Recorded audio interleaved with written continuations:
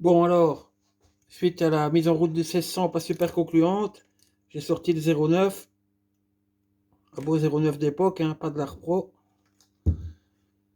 pour vérifier les vis platinées. Alors il faut juste savoir une chose, voilà le bon modèle de vis, okay, et voilà le mauvais modèle de vis.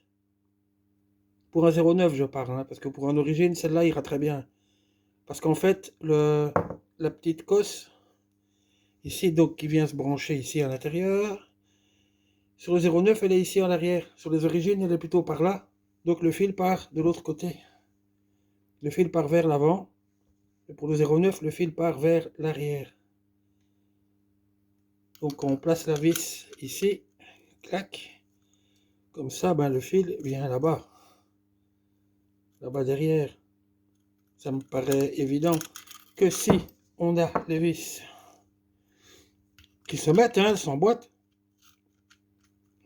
clac, clac. Mais alors on fait comment pour aller mettre le fil là-bas? Pour aller mettre sur le cornardo ici. Bretelle d'où là? C'est d'aller le mettre.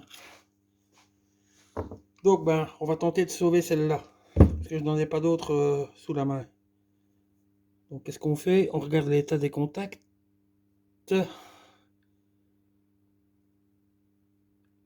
Bon, les contacts sont beaux, j'ai triché, je les ai poncés déjà.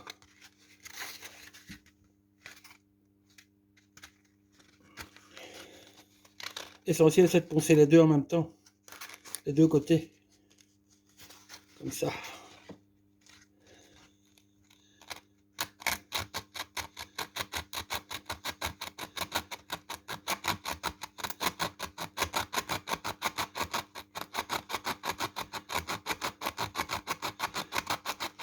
Pas besoin de poncer comme un acharné pendant 1 heure non plus.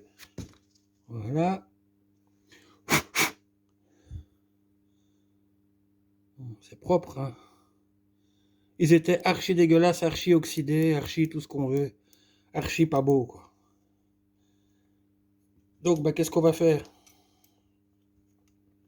On va reprendre ceci. On a un téton, hein. Et le trou de la vis, le téton dans le plus gros trou, hein. Enfin, je sais que ça peut paraître ridicule, mais tout le monde ne l'a pas déjà fait. Ceux qui savent, savent.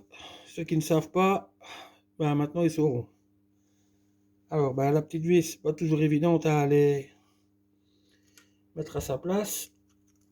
C'est pour ça que je la mets à l'avance ici. Hop. Hop. Hop, hop, hip, hop. Voilà.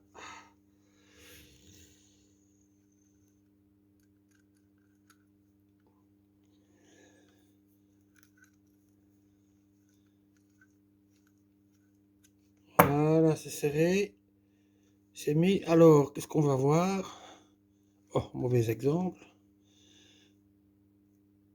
C'est déjà serré, ça.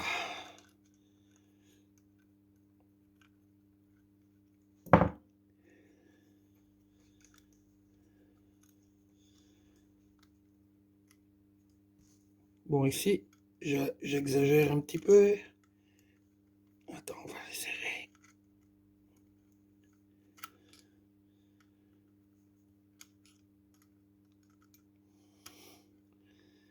Voilà. Qu'est-ce qu'on va s'apercevoir? C'est que 4 fois sur un tour, elle s'écarte. Voilà. L'idée, c'est de le mettre là où elle s'écarte. Et de venir avec une petite cale de 0,4. La glisser ici entre les deux. Ici, j'ai au moins 5-6 mm pour l'exemple. Enfin, je ne sais pas si on voit bien. Voilà. Là, on voit bien. Donc, on va réduire ça à 0,4.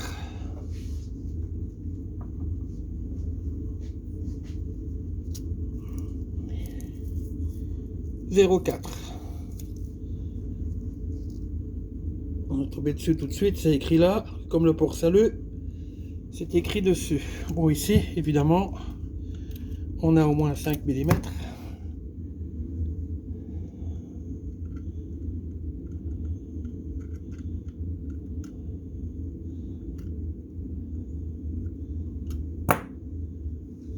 Donc, on s'arrange pour que ça s'ouvre quand même, quand on est sur une cam.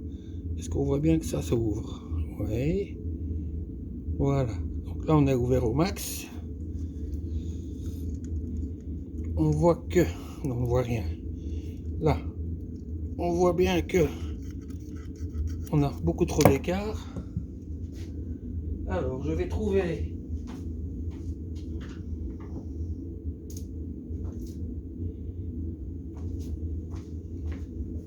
un tournevis un petit peu moins balèze, voilà. Donc, si on regarde convenablement, on a ici, là, on voit que dalle. On a un petit point ici avec une petite encoche pour pouvoir justement régler l'écartement par ici. Donc là, on a trop... Ah merde, mon tournevis est trop petit maintenant. Que j'ai un autre tournevis, mais vous ne verrez rien.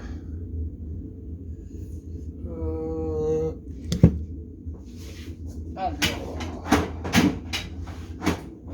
par là. Voilà, ça devrait le faire. Donc on doit ici, on a trop, donc on doit un petit peu diminuer.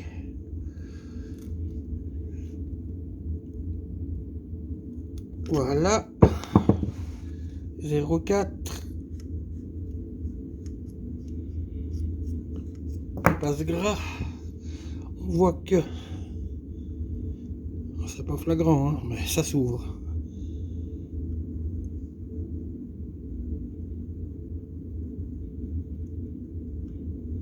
Donc, je le mets au maximum. Cale de 0,4 ici. Entre les deux.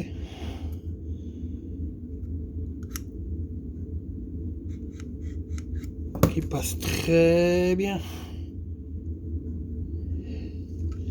Vérifie 2 fois, 3 fois, 6 fois. Alors, je conseille quand même de bien serrer cette petite vis.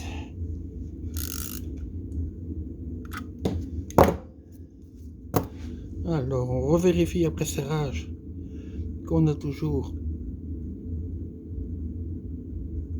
de l'écartement. C'est très beau. On est content. Donc maintenant, il nous reste un dernier petit truc à faire et je ne saurais pas le faire. Que je n'ai pas ce qu'il faut sous la main. C'est rien, je le ferai de l'autre côté, je vais le faire en off. Donc on a ici la partie qui actionne la vis patinée. Donc ici où il y a les 4 qui viennent pousser sur le petit linguet ici, qui est responsable du fait qu'on doit régler les vis régulièrement. Ah bah là c'est bien de graisser un petit peu. Ici justement pour éviter d'user le linguet trop vite. Donc un petit coup de graisse, une petite splotch. Ici, ça ne peut pas faire de tort. Pas oublier de remonter celui-là. Vérifier que l'avance centrifuge avec le ressort fonctionne. Voilà, on est reparti. Allez, je vais remonter ça sur le 1600, je vous retrouve un peu plus tard.